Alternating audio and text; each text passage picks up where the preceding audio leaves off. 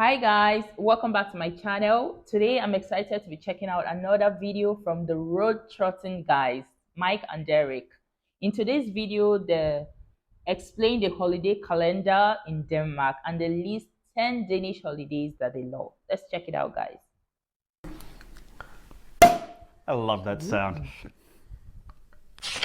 Thank God you're here. We are Derek and Mike, the road trotting guys, and in one of our recent videos, we talked to you about one of our favorite things about living in Denmark, and that it's that we get to celebrate two sets of holidays, American holidays and Danish holidays. So we thought we would make this video about all of the cool Danish holidays that we didn't learn about until we moved to Denmark. Now, this video isn't going to cover every single holiday in Denmark, but we hope it's a fun overview with some of our favorites. So make sure that you share in the comments if you have some special regional or family variations on these themes. So with that, let's get started. Ooh, I love the transition. Good tour. So I know what you're thinking. New Year's Eve is actually the end of the year, but for the purpose of this video, we're going to start with New Year's Eve. And it's pretty cool in Denmark because everybody celebrates it pretty much the same way. It's really cool for the whole country to come together at 6 p.m. for the Queen's speech. That's where we hear all of her good wishings for the new year and her thanks for the year that we've just closed out. Really? The Queen even comes out to address them? Wow, that's interesting. In Nigeria here, there's nothing really special about New Year's Eve. What most people do is they go to churches to pray that they cross over to the next year. Yeah, so we call it crossover night. So New Year's Eve is not really much of a big deal here in Nigeria. Yeah. At that point, after her speech, everybody maybe has a few drinks and then sits down together for a nice meal together. Sometimes even goes out to dinner, depending on what you do with your friends or your family. After a long dinner, usually with some schnapps and some wine, everybody gathers around the television one more time for a little skit, old-timey sketch comedy, and that happens in the 11 o'clock hour. And it's called the 90th birthday party, and the punchline that you'll hear continuously throughout the skit is, same procedure as last year, Miss Sophie? Same procedure as every year, Derek. Now, once the skit ends and we put Miss Sophie to bed, the Danes will get that joke right there. That's when the fun begins, because at that point, the clock is usually about 4 or 5 minutes to midnight, and everyone is there watching the TV with it focused on the clock tower of Copenhagen City Hall, watching the clock slowly go to midnight. It's a pretty cool scene. This isn't like New Year's Rocking Eve where somebody's counting down and there's all kinds of performances. It's just a camera on City Hall and all kinds of fireworks going off around it. And there's a couple little traditions that Danes have around it. The big one is that you always jump into the new year. So get up on a couch or on a chair and you jump into the new year. We've read some places that it says that people bang pots and pans, but in our experience, that isn't the case. But let us know in the comments if you bang pots and pans in your part of Denmark. Yeah, the only thing we've ever noticed is fireworks and lots of fireworks because they're only legal to be sold in Denmark during that few days between Christmas and New Year. So people stock up and you pretty much hear fireworks all day. But it's a lot of fun and Happy New Year. Skål. Eve and Christmas. And the next holiday that we'll talk about as we continue the calendar is Fastelavn. And that's basically a holiday that is kind of set up for children at the beginning of Lent, and it combines Halloween and Mardi Gras. So it's a bit like something that's familiar, at least for us as Americans, but it's pretty cool the way that we do it here in Denmark. Yeah, and probably the most famous part of the Fastelavn celebration is 𝐋𝐈𝐊𝐄 𝐒𝐂𝐑𝐈𝐁𝐄. I totally butchered that, but it's knocking the cat out of the barrel. Think of a Danish piñata. This is where you have a wooden barrel you hang from a tree, you fill it with candy, and kids go up and hit the piñata or hit the barrel to knock the candy out. And the prizes are for the first person that's able to knock the candy out of the barrel. That's going to be the 𝐋𝐈𝐊𝐄 or the cat queen. And then the person who actually knocks all the barrel off the tree, they get to be the cat king or the 𝐋𝐈𝐿. Yeah. We don't have any holiday as this in Nigeria, not even Halloween, yeah, but we watch it and we'll see them on social media, and then some people try to like make it a thing in Nigeria, but it's not popularly known. Just a few persons who have traveled out know about Halloween and try to like practice it here in Nigeria, but it's not a thing in Nigeria. Yeah. So it's a pretty cool holiday, and our favorite part of Fastelavn though is the pastries, because think about it, Denmark, we wouldn't have a holiday if there weren't some kind of delicious baked goods. So all of the Fastelavn pastries are delicious. They're basically, think of rolls or puff pastries that are filled with custard and fruit preserves and just all kinds of delicious, sweet, wonderful pastries. So it's a great bonus, and it's a really cool way to celebrate the beginning of the Lent season. Now, at the other end of Lent is, of course, Easter.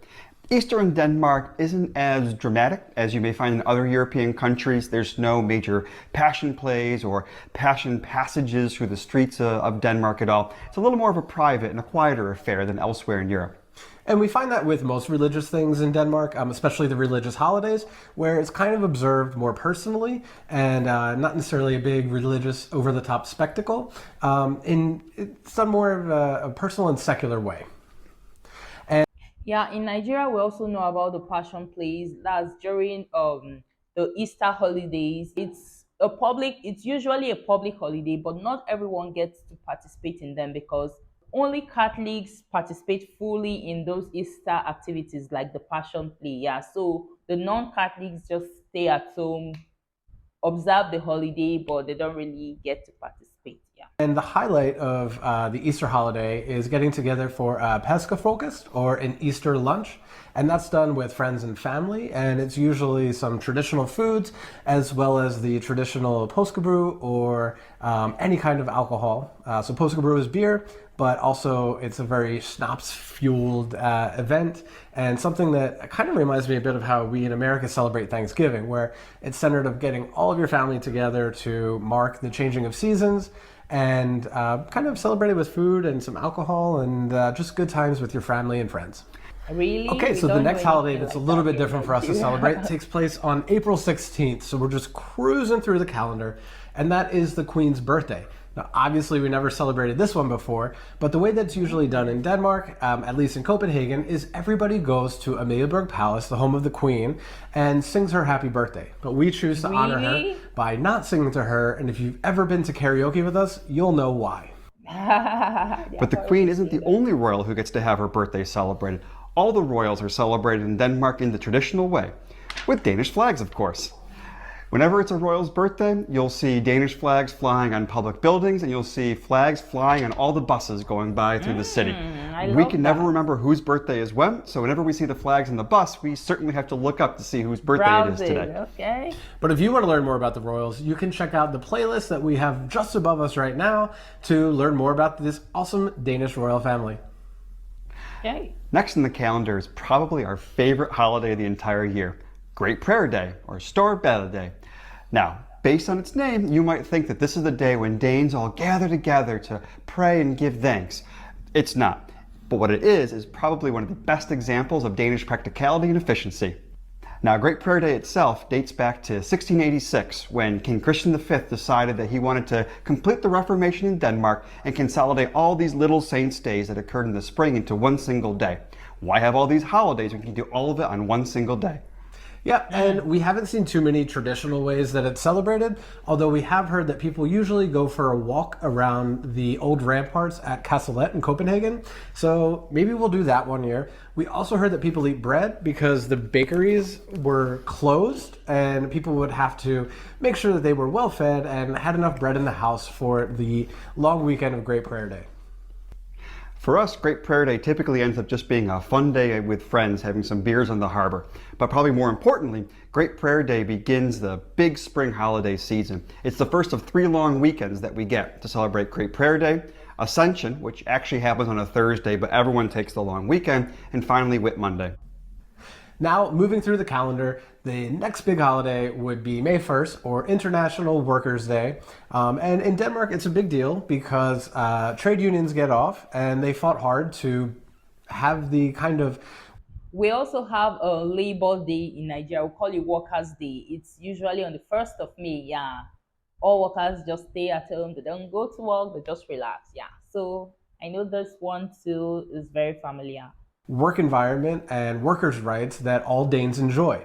Now, not everybody is off on this day. In fact, we've never been off because if you work in an office or have kind of a white-collar job, you're not guaranteed to be off for Labor Day. But often they'll give you Constitution Day off as a little bonus gift if you don't have May 1st off for Labor Day. Next on the calendar comes Here on Workers' Day, all workers stay at home to relax. Yeah, because it's their day off. Yeah, it's their day. They get celebrated however they want by staying at home and then choosing to do whatever you want to do. Yeah. May 5th, which is Liberation Day. This marks the end of the German occupation of Denmark during World War II in 1945. But the celebration actually starts the night before. And the reason for this is because at 8:35 p.m. on May 4th, the BBC announced that the Germans had surrendered, effective the next day. But the Danes couldn't.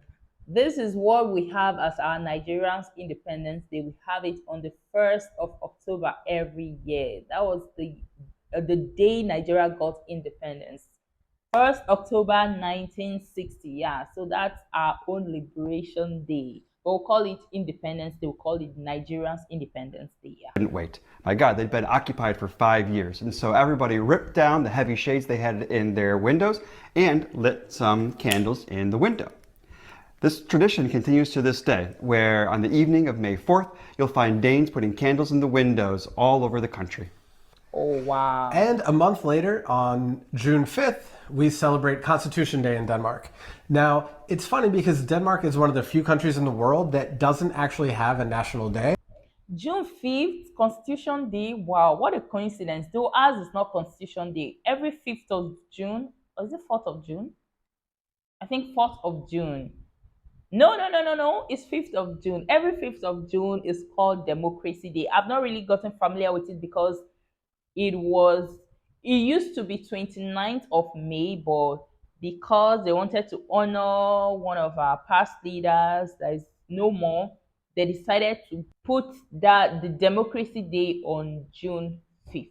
Yeah, if I'm not mistaken. Yeah, June 5th. Yeah. So June 5th is our own Democracy Day. I know there's a Constitution Day, but I don't think we have anything like Constitution Day in Nigeria. Or do we? My Nigerian viewers watching, if there is, let me know in the comments, but I doubt. What we have is Democracy Day on 5th of June. And the Danes have their Constitution Day on the same date. Wow, what a coincidence. On June 5th, it celebrates basically the signing of the Constitution in the year 1849, and then a little over 100 years later, in 1953, when a new version of the Constitution was adopted. And it's kind of just a day to celebrate democracy because, you know, in Denmark... So that means it's the same day, Democracy Day. Wow, June 5th. What a coincidence. We also celebrate June 5th as our Democracy Day. Oh, or is it 12th of June? Like, I'm mistaken right now. But I know our Democracy Day is also in June. It used to be on the 29th of May every year, but it was readjusted to either 5th or 12th of June. But I know sometime in June, yeah. It was just recently that adjustment was made. So that's why I've not really gotten familiar with it. And I was out of school by then when those changes were made.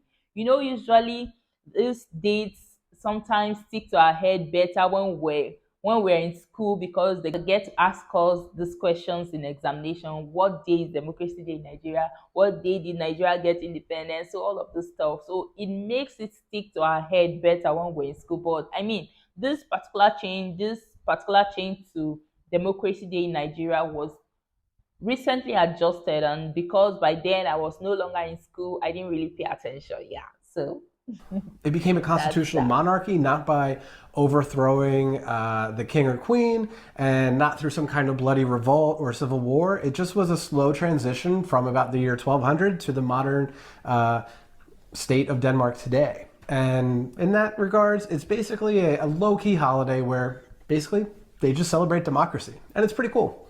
Yeah, you're not going to find epic military parades like you see on Bastille Day or Victory Day in Russia. It's low-key. There might be some speeches, might be a few politicians out there doing things, but for the rest of us, it's just a day off. And one little comment on that, because one thing we've also learned that's different from the US is that in the US, if a holiday happens to fall on a weekend, like July 4th is on a Saturday, you get off the Friday or the Monday after. But in Denmark, if it falls on a weekend, it just doesn't happen at all. So for example, 2021 is what they call a bad year because we have Constitution Day, Christmas Day, and New Year's Day all happening on the weekend. So that's 3. Well, for us in Nigeria, if any of these holidays happen to fall on a weekend, is usually automatically moved to a weekday. Like if, for instance, this year's Democracy Day falls on the weekend, falls on a Saturday or on a Sunday, it's going to be shifted automatically to the following week's Monday. Do you get? Just to make sure you observe that holiday. Yeah. So that's how we do it here in Nigeria. And some of these holidays like Democracy Day, Independence Day, Nigerians don't really celebrate. Only the elites celebrate, or should I say the politicians. Only the politicians get to celebrate it because the average Nigerians are not really happy with our government. So what's there to celebrate? Especially on Independence Day, you hear a lot of Nigerians saying, what's there to celebrate? What independence are we celebrating? So we don't really make it a big deal, except for the politicians, of course. Yeah. Fewer vacation days that we have to take. Good thing we always get 5 weeks vacation though. Okay. Later in June, on June 23rd, comes Sankt Hans Day. This is basically Denmark's version of Midsummer, and it's a tradition that's in most of the Scandinavian countries, celebrating John the Baptist, as his Danish name is Sankt Hans. The main way that Sankt Hans Day is celebrated is with huge bonfires along lake shores and beaches all over Denmark. These guys just try to celebrate everything. The Danes, wow. Not just the Danes, I think the whole of Nordic countries, they try to celebrate as much as they can. We don't have anything like this midsummer holiday. There's nothing like that in Nigeria. It's not familiar to me. And this symbolizes the burning of witches, as witches are supposed to go back to a witches meeting on the mountain Brocken in Germany. Don't entirely understand why there's witches or what the whole meaning is on it, but that's what we do. Yeah, and I remember the first year that we moved here, people said, oh, let's go to the bonfire. Oh, what's the bonfire for? Oh, it's where they burn the witches. And it sounded like really confusing that people were going to go out and burn an effigy of a witch, but it was a lot of fun, and it was a great excuse to kind of have like just this big community party around a bunch of bonfires, especially in the middle of summer where you have those really late sunsets, and it was a great way to just kind of hang out and enjoy a perfect time of year. Nearly year again, nearly year again. Okay, so that song actually, the Danes will know, everybody else may be confused, but it actually means now it's Christmas again. And I know you're probably thinking, how did we go from June to December just like that? But it's basically the way things go in Denmark. There's no actual legal holidays between June and the Christmas season. But there's a ton of things that go on in between that. So first of all Danes are guaranteed 3 weeks of holiday in the summer months. And there's also all kinds of festivals and celebrations and things that go on around the country in between that time. So for those who stay behind, there's music festivals and cultural festivals and all kinds of things in the summer and fall months. There's also the back to school traditions, and a lot goes on, but none of them are actual legal holidays. So we'll kind of skip over them and maybe hit on some of them in future videos. Now we could do an entire video on the... I think after Democracy Day, there's no other legal holiday except for school holidays and maybe some religious holiday like the Muslim holidays that is not really fixed. It just happens any time of the year. So yeah, I think it's the same thing with Nigeria. Yeah. Christmas traditions in Denmark, which are really cool, and we probably will do that. So make sure you subscribe so you can find out when we put those videos out way later on in the year. Yeah, and one of the main reasons why we love Christmas in Denmark so much is that Christmas lasts so much longer here than in the US. In the US, Christmas doesn't really start until you get done with Thanksgiving at the end of November. But here, Christmas starts in early November, and that means in early November you get Christmas decorations, lights over the streets, Christmas markets open, Christmas parties, and most especially the famous julefrokost. And Christmas is so much fun here as well because the traditions are similar to what we're used to in the US, but a little bit different. Here, Santa Claus becomes Juleman, and his elves are known as Nissa. And these guys, they don't live on the North Pole, they live in Greenland, in fact. Yeah, and the big celebration in Danish Yule or Danish Christmas season actually occurs on December 24th. So it's another way that Christmas is a little bit different than we're used to in the United States. But on the 24th, what we would call Christmas Eve back home, the Danish families get together and have the traditional Danish Christmas meal, which is actually pretty nice. And we've had it quite a few times ourselves. In fact, pretty much every year. In addition to the big family dinner, there's a Disney special that comes on before dinner, and everybody opens their presents and dances around the Christmas tree, which has actual lit candles on it, and quite a few other traditions that we won't get into for this video. But if you come back, especially around Christmas, we will have some awesome content about that later on in the year. Wow, sounds interesting. Okay, now you're probably expecting us to end with some grog or julebrew, but we're out of that. Instead, we're going to have this 𝐋𝐈𝐊𝐄 brown ale, which is from the island of Bornholm. Yeah, we chose 𝐋𝐈𝐊𝐄 from Bornholm because there's an interesting fact around Bornholm related to Liberation Day. While most of Denmark was liberated on May 5th, Bornholm had to hold out for one more year because they were actually occupied by the Soviets, and they weren't liberated from the Soviets until 1946. So on that happy note, skål! Skål. Okay. That was quite interesting. And it's so beautiful to learn about this Danish holidays, get familiar with them, so that in case you ever find yourself in Denmark, you know what holidays to expect. Okay. And it was interesting seeing some similarities with some holidays, some legal holidays we practice here in Nigeria. So yeah, it was interesting. As always, I always find this guy's video very interesting. So if you enjoyed this video, go ahead, like the video, share with your friends. And if you want to watch the video uninterrupted, the link to the original video is in my description. Do well, check it out and give them all your support. Thank you guys for watching, and I'll see you in my next video. Bye guys.